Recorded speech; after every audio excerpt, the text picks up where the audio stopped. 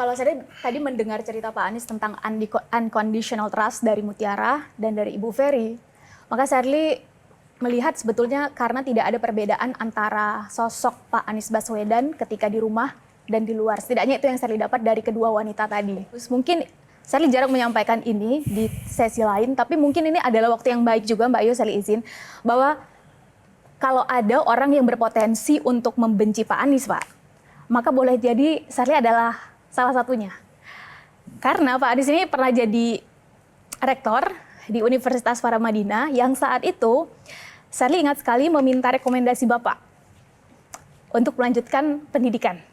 Bapak mengokekan dan selang beberapa tahun, 1,5 tahun lebih sedikit, semua syarat sudah dikumpulkan dan Bapak sudah jadi menteri saat itu. Ketika semua syarat sudah cukup, saya minta ke Bapak dan Bapak menolak itu, Pak. Alasannya adalah khawatir itu akan jadi tindakan yang tidak integritas terhadap posisi Bapak. Awalnya saya sangat kecewa. Itu kan ucapan Pak Anies sendiri, Pak. Sampai akhirnya waktu berlalu, saya mendapat kekecewaan ini bukan hanya terjadi pada 1-2 orang, melainkan bahkan pada orang-orang terdekat Bapak. Karena Bapak sulit sekali diajak cawe-cawe, Bapak sulit sekali diajak bagi-bagi kekuasaan. Dan akhirnya saya sampai pada titik, ternyata politik itu bisa bermoral ya. Dan pertanyaan saya adalah, ketika justru orang terdekat kita itu punya potensi untuk menjadi pembenci kita, bagaimana sosok Pak Anies Baswedan ini memaintain kesalahpahaman, kebencian, atau hal-hal yang berpotensi justru untuk menusuk Bapak dari belakang. Karena boleh jadi ke depan setelah proses ini akan ada amanah baru, akan ada tanggung jawab baru, atau kegiatan-kegiatan sosial baru yang justru jauh lebih besar untuk Bapak. Bagaimana Bapak memaintain itu? Tepuk tangan dulu buat Sherly. Ya, makasih. Jadi ketika kita memegang kewenangan, maka kita harus memastikan bahwa kewenangan ini digunakan dengan benar. Ketika saya menuliskan sebuah statement rekomendasi, saya belum punya jabatan, itu adalah saya sebagai pribadi. Ketika saya memegang jabatan, maka yang menulis itu adalah jabatannya.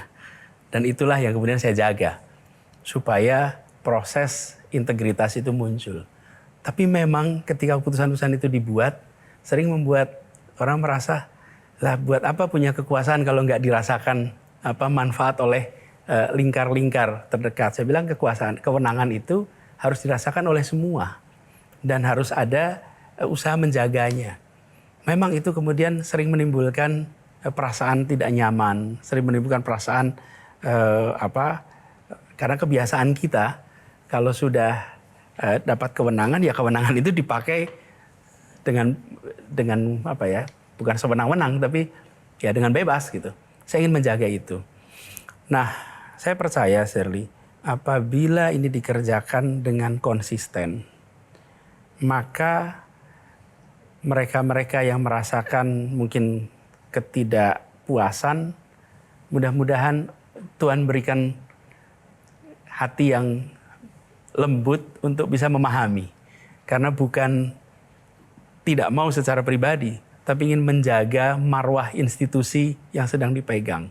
Saya ingin sampaikan terima kasih, apresiasi, karena seperti Sherly ini adalah seorang anak dari Aceh yang mendapatkan beasiswa di Paramadina untuk kuliah selama 4 tahun dengan full scholarship dan highly selected. Jadi sedikit sekali yang bisa dapat beasiswa ini sampai tuntas, dan selesai itu dia menjadi anak muda yang berpengaruh di generasinya.